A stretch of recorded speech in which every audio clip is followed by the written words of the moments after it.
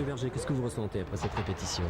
Une grande émotion, parce que j'ai beau connaître ça par cœur, je ne m'attendais quand même pas à ça, je trouve ça formidable. Et puis, je trouve que beaucoup de merveilleuses idées ont été mises bout à bout. C'est-à-dire que ça suffisait probablement pas d'avoir Saint-Laurent dans un stade comme ça, avec le public qui va y avoir là demain. On comprend très bien, on mesure tout à fait ce que ça va vouloir dire et être.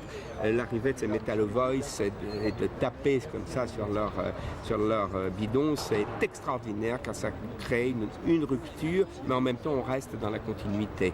Voilà, et ça c'est formidable. Voilà, virilité et féminité en même temps. Virilité, féminité, rupture, continuité, puis ça amène à la plus belle musique du monde, et la plus célèbre musique française, c'est extraordinaire. Alors ces robes de la maison Saint-Laurent que vous montrez demain, Oui.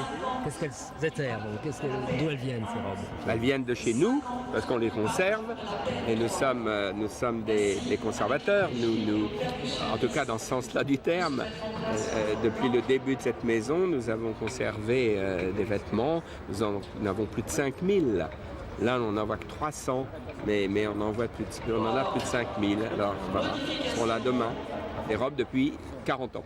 Qu'est-ce que vous pensez de l'organisation et de la mise en scène? Je trouve ça formidable, je trouve qu'Olivier Massard a beaucoup de talent, parce que faire un défilé, bon, c'est une chose, une robe passe après une autre, ou deux ou trois à la fois, mais là il s'agit de faire évoluer, c'est pas un défilé, c'est un spectacle de mode, c'est 300 mannequins qui bougent en même temps, qui évoluent en même temps, qui se croisent, qui se coupent, qui se recroisent, et c'est formidable.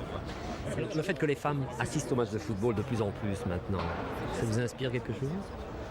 Ça m'inspire que j'ai jamais cru qu'il y avait une séparation réelle entre les hommes et les femmes, et que, au fond, c'est ce qu'a voulu faire Saint-Laurent quand il a habillé les femmes depuis tellement d'années avec des vêtements d'hommes, ne serait-ce que le tailleur pantalon.